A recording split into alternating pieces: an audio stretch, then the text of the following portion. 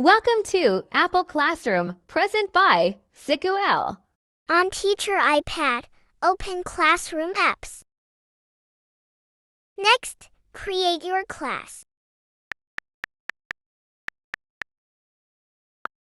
Choose icon and color for your class thumbnails and click Done. Next, open your class for Invite your students.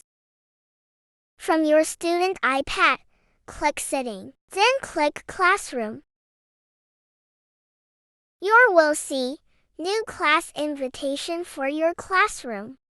Enter the code provided by teacher to add this class, and click Add. From Teacher iPad, select Student iPad and click Add. You will see, at Student iPad your class has connected. Student must click Allow. Now you can control your student iPad from teacher's iPad. Teacher can view screen student iPad.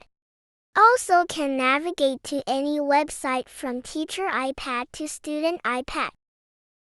Teacher also can push any apps to open and use at student iPad. And one more good thing, teacher can see all student iPad screen at one time. Awesome, right?